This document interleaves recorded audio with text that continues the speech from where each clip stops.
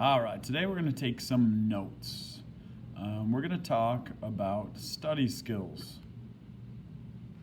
Study skills. So that's a good title to have. Study skills overview, kind of what we're going to focus on here. Some common myths and misconceptions about studying. Some people believe that it comes down to luck when you have good grades. Okay, like, oh, you're lucky you got a good grade, or you're lucky you're good in math. Some people think that kids get good grades because the teachers like them. Oh, he likes you, you'll get an A. Probably not true. They believe the smart kids will get good grades. It's not about being smart, it's about basically being organized and working at it a little bit, putting some effort into it. They believe that poor students have to study and that working for something is somehow a badge of dishonor. Okay, I hear oh, you're such a try-hard, that whole business. Okay, well, if you want to be successful, you're going to have to put in some effort. So those are some common myths and misconceptions.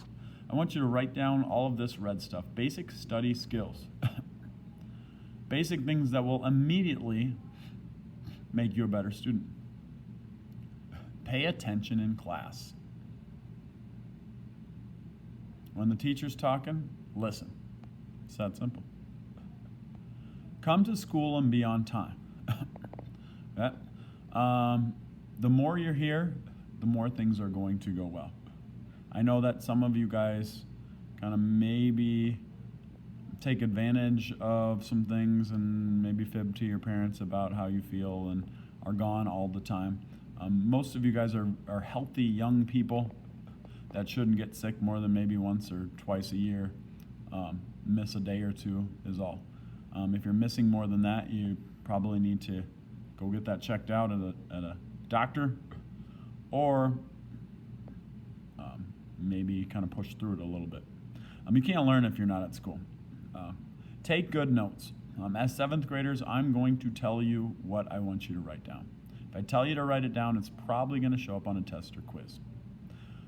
Another big issue here is staying on task with your Chromebook. Believe it or not, there are some people out there that when you're supposed to write a paragraph on your Chromebook or do some coding in computers or whatever it is, find their way onto some gaming websites and some other things, looking up memes and things like that. That doesn't help you become a better student. Other things in red that I'd like you to write down. Keep an organized binder or notebook. Have some sort of organization that is going to help you. Use a planner, and that's what I'm doing with all of my classes this year, is making them fill out the planner.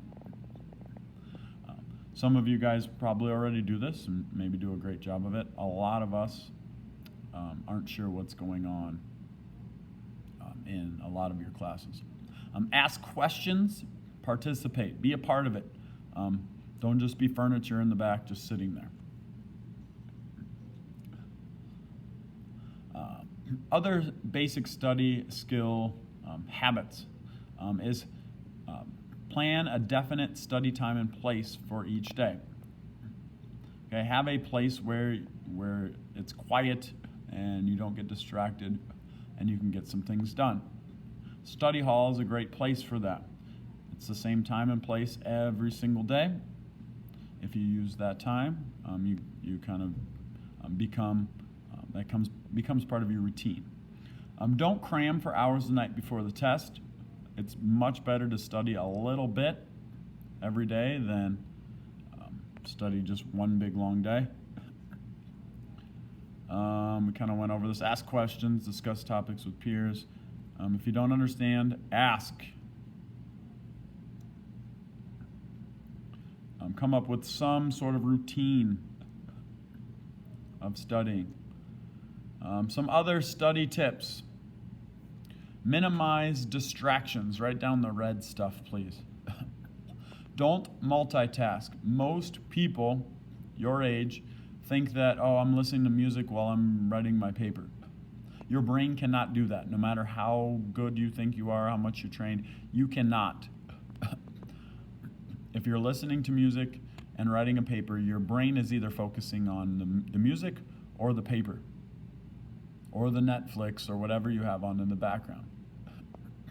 Have you ever found yourself like you're writing something down and someone's talking and you end up writing down what they say instead of what you're supposed to be? Because your brain can only focus on one thing. So minimize the distractions, one task at a time. Don't study after 11 p.m. Don't do homework at 11 or 12 or 1 o'clock in the morning. And take breaks. Break things up into small tasks as well. Okay? If you're working on math, don't spend 3 hours working on math. Do math for 20 minutes and then do something else. And then come back to math for 20 minutes and then do something else.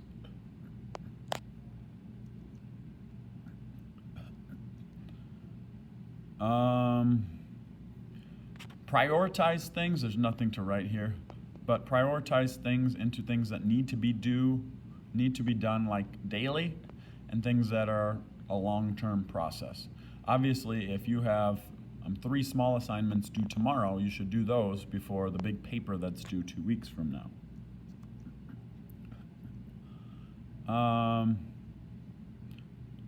Break things up. Drink some water. Breaks tasks into shorter things. Main points. We'll skip through that.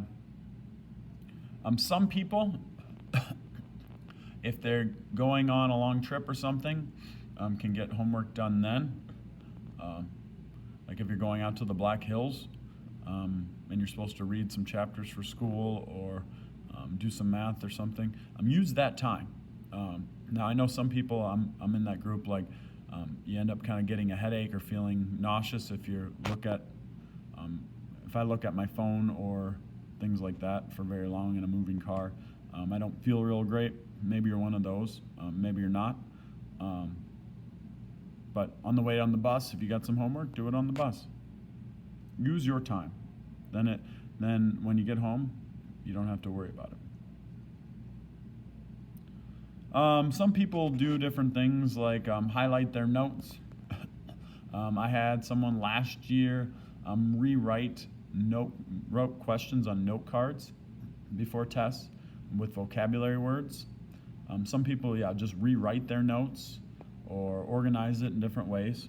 The more times you spend doing something, hearing it, writing it, seeing it, the more likely it is to stick in your head.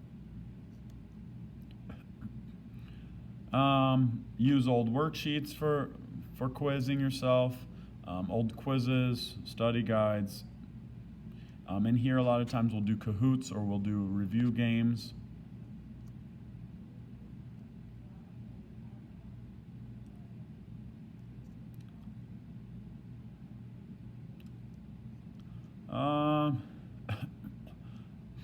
Need to eat and sleep before tests as well. And sleep is important. We're going to get to that down the road. There we have it.